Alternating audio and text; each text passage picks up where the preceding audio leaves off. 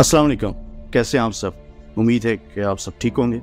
आज का मेरा उन्वान है कुछ उन लोगों के बारे में जो ये समझ बैठे हैं कि मैं उसकी पैरवी कर लूँगा तो मैं कामयाब हो जाऊँगा, मैं उसकी पैरवी कर लूँगा तो मैं कामयाब हो जाऊँगा। मुल्की हालात के बारे में बात कर रहा हूँ। आजकल की या मेरी जितनी सियासी जमातें हैं, या मैं अभी फ़िल वक्त नाम नहीं लेना चाह रहा, तो हम जैसे उनकी अंधी तकलीद करते हैं। मेरा एक सिर्फ छोटा सा मुतबाना सा गुजारिश भी है, एक मैसेज है, पैगाम है उन लोगों के लिए जो अंधी तकलीद करते हैं।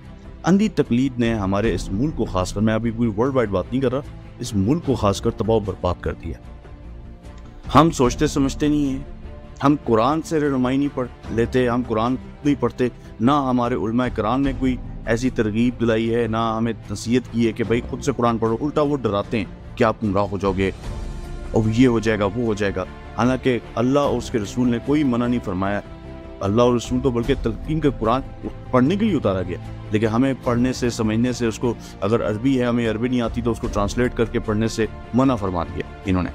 और ना गौर व फिक्र करने देते हैं, ना सवाल पूछने देते हैं। ये तो हमारे उलमा कराम है, इसलिए तो 75 साल से हम ज़िल्लुल फार हैं। सेकेंडली, और जो हम सियासतदानों के जो हमने नाम निहाद सियासतदान तो है ही नहीं बेसिकली ना, जो उनको हमने अपना गुरु और अपना अन्नदाता बनाया हुआ है और उनकी अंधी तकलीद करते हैं हम, और जो वो सही झूठ बला बला बकवास कर देते हैं उसको हम मान लेते हैं और सोचते समझते नहीं है कि आया ये बंदा जो कह रहा है इसके पास क्या एविडेंस है, क्या सबूत है और इसकी क्या लॉजिक है, ये किस सेंस में, किन बुनियादों पे ये बात कर रहा है। हम उससे कोई सवाल जवाब ही नहीं करते, बस मतलब सरे हम, और भाई वो तो खुदा का दर्जा है। हमने अपने इन लोगों को खुदा बनाया है और कोई सोचने समझने से कासिर हैं, अंधी तकलीद करते हैं। इश्क मोहब्बत, मतलब आप ये देखें सियासतदानों से, ये जो नाम निहाद सियासतदान, जिनको मैं तो सियासतदान नहीं मानता बाय द वे, ये जो नाम निहाद सियासतदान है, इनको हमने बना डाला है जनाब आला खुदा, और इनसे इश्क व आशिकी करने बैठ जाते हैं। देख लें आप, गड़ी खुदा बश में जाके मकबरा बनाया हुआ है किसका, जुल्फ़िकार अली भुट्टो। जुल्फ़िकार अली भुट्टो अल्लाह माफ़ करे, कोई वलीउल्लाह था, कोई क्या था, मतलब उधर जाके आप हालत देखें, सजदे लोग कर रहे होते हैं उसकी कब्रों पे। बेनज़ीर की, और उसके बेनज़ीर तो कल की कहानी है, चलो भुट्टो तो फिर भी उससे पहले का था। तो मतलब इनको तो दरबार बना के बैठ गए, और जहालत तो फिर हम बोलते हैं अजाब भी ना आए। अजाब क्यों ना आए भाई? आपकी हरकतें देखो, आपके करतूत देखो, कोई भी एक चीज़ जिससे पता चले कि आप कहीं से मुसलमान और एक सुलझे हुए पढ़े लिखे समझदार, मतलब कोई कहीं से कुछ नज़र आए बंदे को, हाँ ये बंदा जब एक समझदार, एक तहजीब वाला बंदा है, कहीं से कोई तहजीब छू के दूर से नहीं गुजरी, और जहालत का अंबार है। और जो हमारे नाम निहाद जो पपेट्स सियासतदान है, जो सियासतदान है ही नहीं बाय द वे, मैं आप बेसिकली कह रहा हूँ कि वाकई में ये सियासतदान नहीं है, ये नौकर हैं उनके, जो इनको हायर करते हैं और ये नौकरी करते हैं बेसिकली उनके। और ये 5 साल के लिए भी जो आते हैं, ये 5 साल इनकी दिहाड़ियाँ होती हैं। ये हमें समझने की ज़रूरत है।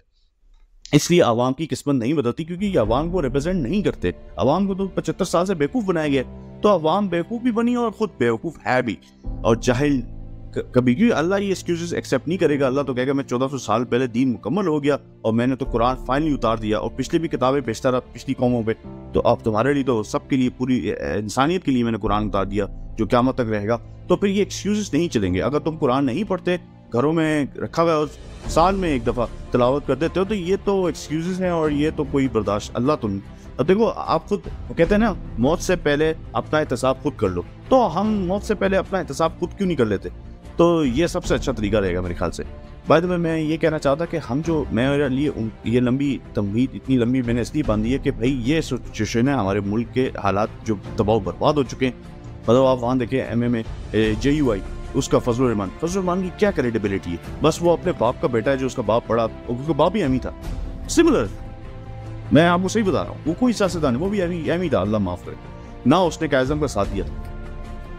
कायज़म से भी गलतियाँ हुई हैं भाई।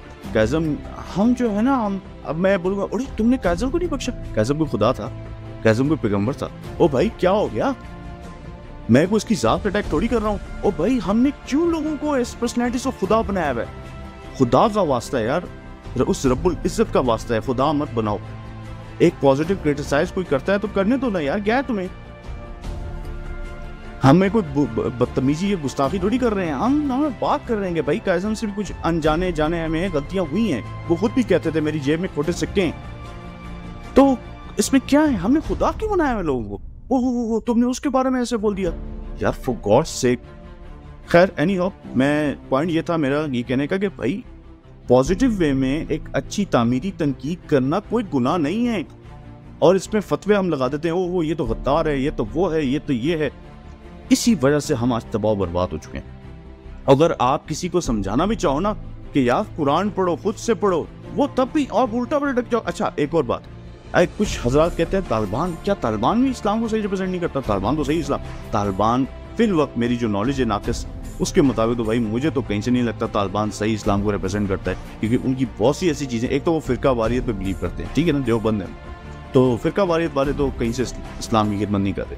सेकेंडली वो बहुत सी चीज़ों में अच्छे हैं, बहुत सी चीज़ों में बहुत एक्सट्रीम है।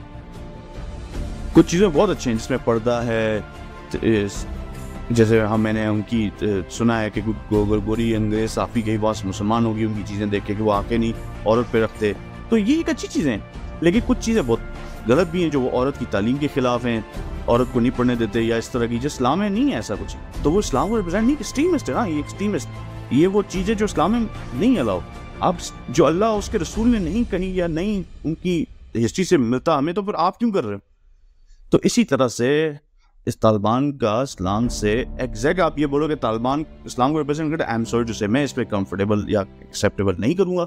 इस्लाम को अगर आपने पढ़ना है, समझना है, तो कुरान पढ़ें आप, और ख़ुद से, और जो उलमा हक हैं, जो आप सर्च कर सकते हैं, आपको मिल जाएगा उलमा हक कौन है, उनको आप सुने। और सेकेंडली आप इसके अलावा अहादीस, सही अहादीस का मुताला करें। ये दो चीज़ें, तारीख, सही मायनों में जो तारीख है वो पढ़ें, हिस्ट्री के गज़वात जो हुए थे और हमारे प्यारे नबी की सीरत पढ़ें, तो ये इस तरह से आपको इस्लाम पता चलेगा। इस्लाम ये तालिबान को देख के या फलान जी उसको देख लो, इस तरह से इस्लाम आपको समझ नहीं आएगा। तो ये है इस्लाम के बारे जो मैं समझता हूँ, जहाँ तक मैं पहुँचा।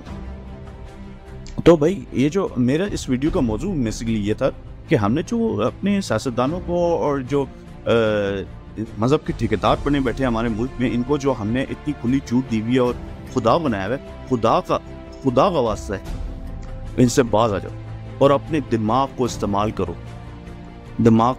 करो, गौर फिक्र करो और इस पे सोचो कि हमने कैसे कैसे लोगों को खुदा बना दिया। और अल्लाह क्या हमसे पूछेगा नहीं कि तुम उनकी अंधी तकलीफ किस बेस पे कर रहे थे? क्या मैंने तुमसे कहा था? क्या मैंने कहा था ये मेरा भेजा हुआ पैगंबर है, इसकी अंधी तकलीफ करो? ऐसा तो कुछ भी नहीं है। तो हमें थोड़ा गौरव, असल में हमारी कौम को भी जाहिल रखा गया। तालीमी निज़ाम हमारा मुल्क का देख लें आप, थर्ड क्लास से भी बदतर है, थर्ड क्लास, और आज तक। और जो अमीरों के बच्चे हैं वो एक ख़ास अलग से सिस्टम पे पढ़ते हैं, वो लेवल में, और वो फिर स्लम्स, IBA और पता नहीं कहाँ का बाहर की यूनिवर्सिटी में जाके डिग्रियाँ लेते हैं और फिर यहीं आके बड़ी बड़ी कंपनियों में या अपने बाप का कारोबार संभालते हैं जो हराम की कमाई का होता है मेजॉरिटी, और बाकी जगह मल्टीनेशनल कंपनी में वो भी बड़ी बड़ी पोस्टों पे जाके लग जाते हैं। इन अल्लाह ही हाफ़िज़ है। और बाकी जो रियल पाकिस्तानी उसको तो जाहिल रखा हुआ है जी, उसको टोटल जाहिल रखा हुआ है। उस बेचारे को ये भी नहीं पता कि दुनिया किधर जा रही है। वो बेचारा थोड़ा बहुत यूट्यूब पे इधर उधर देख लेता है गलती से, लेकिन इससे भी उसको ये तो नहीं पता चलता कि वाकई भी दुनिया किधर जा रही है। जब कभी गलती से वो बाहर ममालिक का उसका कोई दौरा लग जाए, कोई रिश्तेदार बुला ले या कोई ऐसा हो जाता है, उसकी आंखें फटी की फटी रह जाती है कि ये दुनिया में चल रहा है और हम किधर रहते हैं। तो ये एक सिनेरियो है, हमें सोचने की ज़रूरत है। मैं यही चाहता हूँ कि हम सब मुसलमान, हम सब भाई पाकिस्तानी, हम थोड़ा गौर फिक्र करें, सोचें, तन्हाई में बैठें और गौर फिक्र करेंगे यार, हम जो जिनके पीछे चलते हैं और जिनको अरसा दराज से अपने लीडर मानते हैं या व्हाटएवर, तो ये कोई इस काबिल भी है? ये इनकी औकात क्या है? इनको तो हम अपने घर का चपरासी तक नहीं रख सकते यार। और दूसरी बात ये कि भाई और खुद कुरान पढ़ें और खुद मुताला करें, खुद गौर फिक्र करें। शैतान देखें, शैतान है, शैतान आपको फिर भी शक वसवसे से देगा, आयात के बारे में देगा कुरान की कि देखो ये, तो आपने देखो आपने अल्लाह से जब कुरान पढ़ने लगो, अल्लाह से हिदायत मांगो कि अल्लाह मैं कुरान तेरी किताब पढ़ रहा हूँ, मुझे सीधे रास्ते पे चला। जैसे सूरह फातिहा होती है, उसमें क्या है कि उन लोगों के रास्ते में नहीं चला है जो जिसने नाफरमानी की हुई है। तो यही है ना कि आपने अल्लाह का कलाम पढ़ते हुए ऐसी दुआएं मांगनी है, फिर कुरान पढ़ना है ताकि अल्लाह की खास मदद हो आपके साथ, और अपनी दिल और दिमाग को साफ करना है, कि नीयत साफ करनी है कि मैंने सच्ची नीयत से पढ़ना है। इस पे अगर हमारा फोकस रहेगा तो इंशाल्लाह हमें हिदायत मिलेगी। मैंने आज तक आपका ज़्यादा टाइम ले लिया, 9 से 10 मिनट ले लिए, तो माज़रत ख्वाह हूँ अगर आपका ज़्यादा टाइम लगा। तो मैंने इसी में बात करना था और मैं इस तरह की वीडियोज़ और भी बनाता रहूँगा। मेरा यही कहना है कि हम प्लीज़ खुदारा इन चीज़ों से निकलें और खुदारा हम पहचाने कि हमने कुरान से रहनुमाई करनी है। और अल्लाह के रसूल ने भी आखिरी बात में हमें फरमाया था, इसका मफहूम था कि अगर तुम कोई भटकने को मुसीबत है, उसका मफहूम है कि कुरान, सबसे पहले कुरान और फिर सुन्ना, और कहीं पे अहले बैत का नाम लिया। तो ये तो मेन दोनों में कुरान ही था, तो सबसे पहले कुरान और फिर सुन्ना, ठीक है, और फिर हिस्ट्री, अहले बैत, इन सबको भी स्टडी करें, तो यहाँ से हिदायत मिलेगी आपको। ये इन जैसे जाहिल लोगों के पीछे चलने से आपको हिदायत नहीं मिलने वाली, वो भी गर्क हो जाएंगे। जैसे कुरान में जिक्र है फ़िरौन भी गर्क होगा तो उसके पीछे उसका लश्कर भी जाएगा, तो आप भी उन्हीं के साथ गर्क हो जाएंगे। तो ये मैंने इतना ही कहना था। तो आई होप कि आपको मेरी ये वीडियो अच्छी लगी होगी। अगर कोई अपनी राय का राय का इजहार करना चाहते हैं तो प्लीज़ ज़ाहिर करें, कमेंट सेक्शन में बताएं कि कैसी लगी वीडियो। अपनी राय भी दें कि आप क्या सोचते हैं इस बारे में।